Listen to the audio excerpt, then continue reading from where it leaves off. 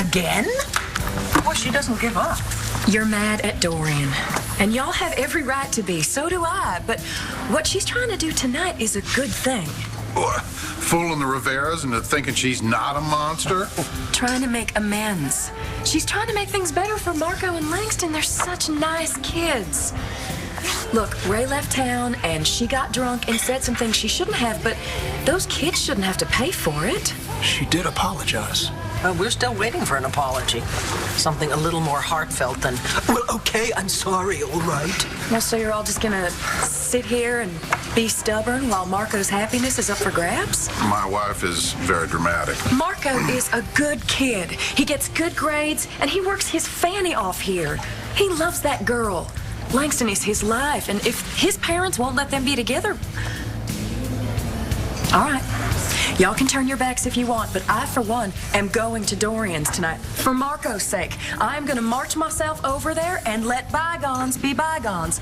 And what's more, I am not going over there empty-handed. You taking a wooden stake? Good girl, straight through the heart. I am taking my kind of weapon, my key lime pie.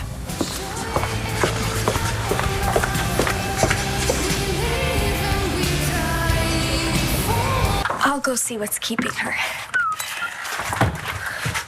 Dorian, what's going on? Markko's parents are asking about you. Yeah, asking whether I have any unpaid parking tickets.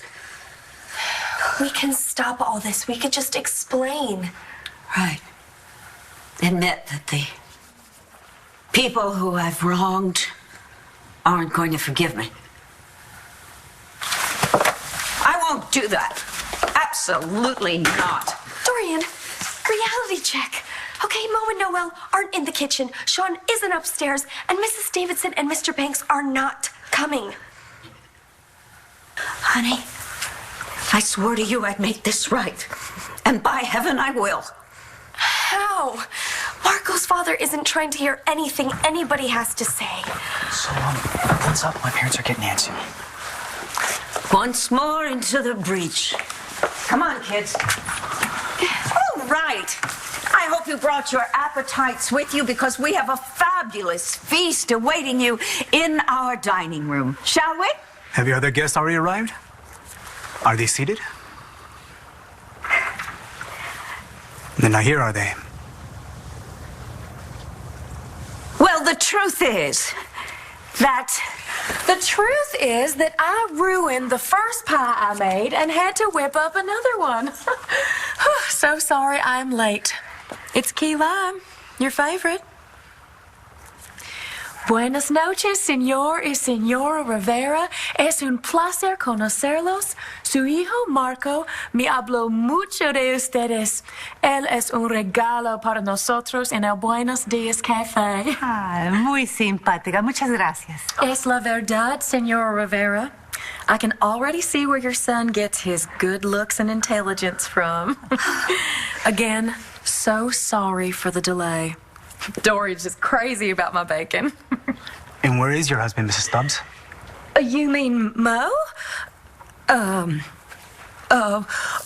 Will, Right Moe... Evening, everyone. Moe. Moe, how are things doing in the kitchen? It's going great. How's everybody doing? Shaun, how's it hanging with the bros? Jack, Sam, upstairs in their room? The boys are watching a DVD. They're good. Great.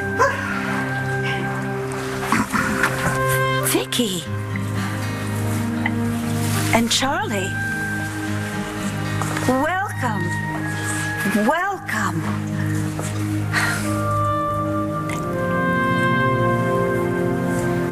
What took you so long? Oh, of course. You were getting the wine I asked you to get.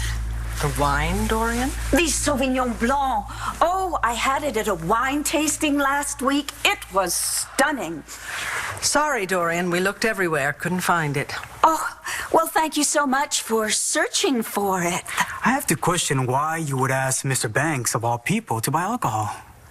As I recall, you mentioned you were an alcoholic. In recovery, yeah.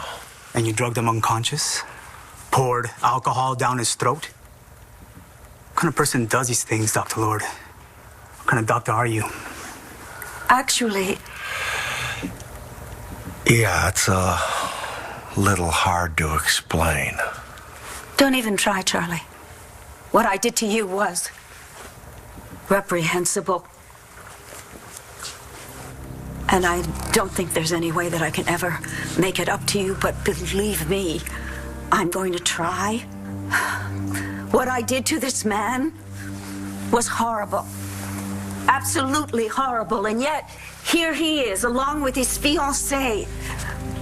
But not for me, for your son and my daughter. Two wonderful young people who love each other very much.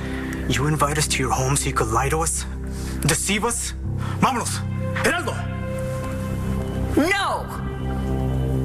Not so fast.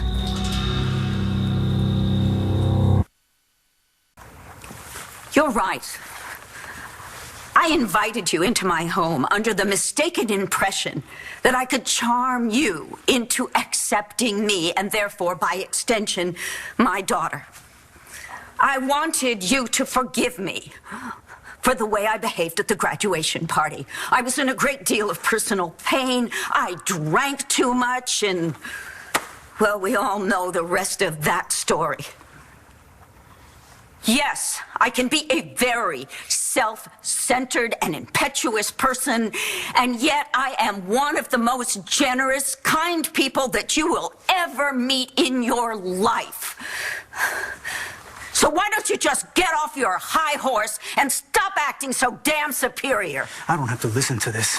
Your son was raised in a very loving, supportive home, but he is not a child anymore. He is a man, and he is in love with my daughter. And no matter how she wears her hair or how she dresses, he is lucky to have her. There is no fighting this. And if you do, so help me, you're gonna lose him. This is a very fine sentiment from you, Dr. Lord. But we are leaving. Ernesto, please. You too, Geraldo. This is not the girl, not the family for you. Ernesto, we should at least stay and have the meal the gentleman prepared for us. Geraldo, now! I'm not going. Son, I'm making a choice. And I choose Langston. Dr. Lord's right. Langston's worth fighting for. Now, I love you, Papi, but you have... Geraldo, do I have to remind you? Yes, I know. As long as I live under your roof, I follow your rules. Okay. I'll sleep in the park if I have to, but you can't keep us apart anymore. I love Langston. And we made love because it was right for us. And I know that you don't agree with that. Agree? It is a mortal sin, mijo. And I respect your beliefs, Papi. But I have to be my own man. I have to be true to myself, and I have to be true to Langston. Stop. Where are you going? Langston and I are gonna go upstairs now. We're gonna close the door to her room, and we're gonna do what we want to do. And there's nothing you can do to stop us. Stop. Come back here.